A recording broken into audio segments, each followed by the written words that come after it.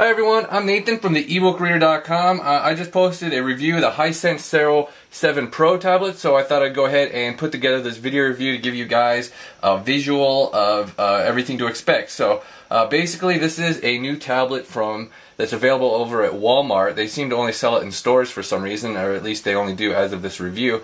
But I went ahead and picked up one of these a couple weeks ago. It's a lot like the Google Nexus 7, which has been probably the most popular 7-inch tablet over the past year. So this actually adds a lot of things that the Google Nexus 7 doesn't, while sort of just maintaining the status quo of the Nexus 7.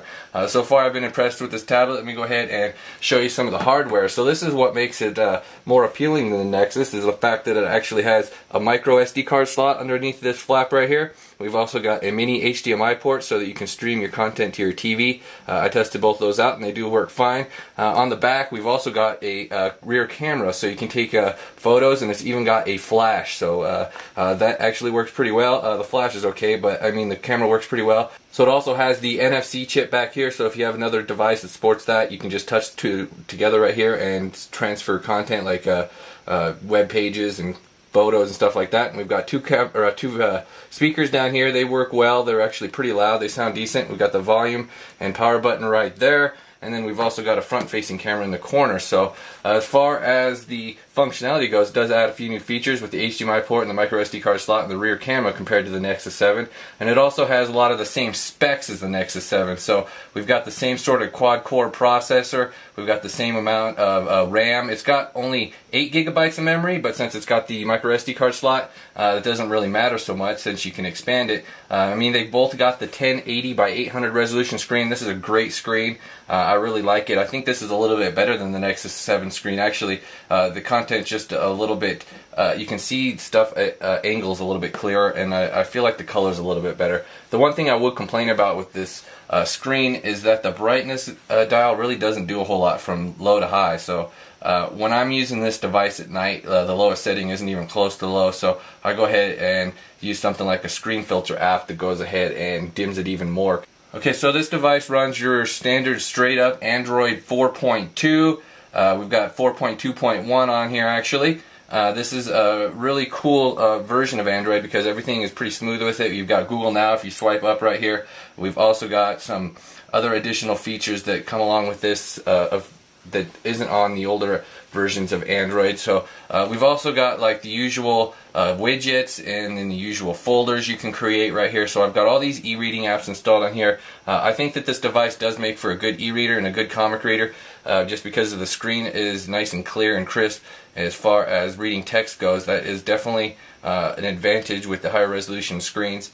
Okay, so like I said, this device comes from Walmart, and the only way you're really going to know that it comes from Walmart, it doesn't come with a lot of like crapware on it or anything. It does come with the Walmart app, and it comes with the Sam's Club app. So that's pretty much the only things that it comes with. It also comes with, actually it comes with Kingsoft Office, which is a free office viewing and editing program, and it works pretty well. I used it for a couple of documents, and then it also came with this TV remote app. Pretty much everything else is just straight up Android, and also the movie app. Everything else is just straight up Android. You got the Google Play, all the Google apps on here, and I've obviously installed a few additional apps here to test out as well. So as far as the operating system goes, it's been very smooth ever since I've been using this device. It's a lot like the Nexus 7. The one thing I noticed right here is you don't have any margin on the top right here, so the app icons touch that top bar up there. But other than that, it's just pretty much the same kind of straight up Android as you're going to get on a regular tablet. The only tweak right here is we've got this extra icon over here. That's actually a screenshot icon, so you can take screenshots easily just by touching that. That's not an icon that I've seen on other devices, so it does make it a little bit easier just to take screenshots instead of trying to mess with hitting the power and volume buttons at the same time. So I ran a couple of benchmark apps. This thing, it comes in at 4125 on the quadrant score. Okay, so for the most part I haven't had any issues with this device being laggy or anything like that. We've got a nice fast quad-core processor on here, so we shouldn't have any issues really. We've got the different live wallpapers. That doesn't even seem to slow anything down really. So I tested a whole bunch of different games here to see what the performance would be like. Everything runs nice and smooth. I really don't have any issues at all except for Nova 3. It's a little laggy, but then again it's laggy on most tablets, so I think that's probably just the app. But as far as these other games, they're all nice and smooth. That's one of the benefits of the quad-core processors. It definitely does have a nice zippy, smooth way about everything. Obviously we've got the widgets over here, so if you want to add widgets to your home screen, we got the whole different kinds of setups. So it comes with this unique composite widget over here. This is one of the newer widgets just for this specific device. I hit the wrong button here. Here we go. It's over here, so it'll give you some different videos from that video app, and then also you can access some other apps just quickly from here, like the weather app and time app and stuff like that.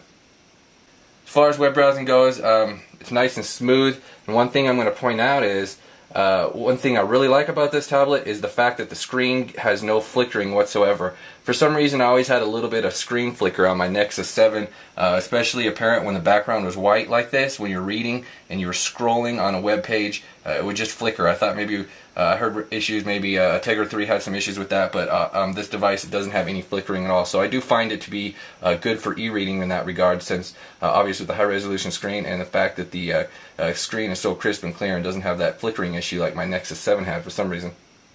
So I tested the usual slew of apps here. Netflix, it works very well. I went ahead and used the HDMI port connecting to a TV, and it does work very well. It even has the full screen option that is actually lacking on some other tablets that kind of annoy me. But it actually, yeah, the Netflix and videos work really well on this device, especially since you got the HDMI port and the micro SD card slot, so you can load on different videos on here, different video players, and then you can go ahead and just watch that way. I also use Pandora a lot. I was testing out the Bluetooth, since this device has Bluetooth, and the Bluetooth does work very well. It doesn't cut out in and out at all. I had no issues with Bluetooth on this device at all. So as you can tell with this game, the volume of the speakers are actually really loud. It's got two speakers on the back. If we go full volume, it's actually going to be kind of crackly.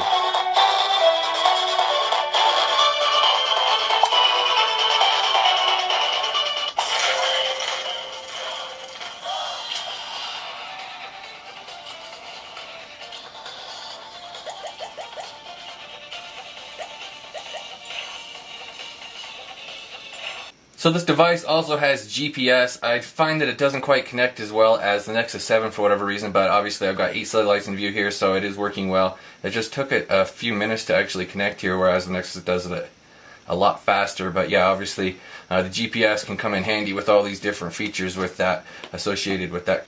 So obviously the device comes with all the Google apps. You can get all these Google apps from the Play Store, because it comes with the Play Store and totally supports all that. So one of the cool things is, of course, that it does have such a high compatibility of apps with the GPS and the Bluetooth and all that. So pretty much most apps are going to work. And you've also got Google Movies, Google TV, Google Magazines, Google eBooks, all that stuff. Okay, everyone, I'm going to go ahead and wrap up this review right here. Check out the ebookreader.com for some additional information. As usual, I got the review posted over there with the all the extra info. So thank you for watching, and subscribe to these videos if you enjoyed watching them.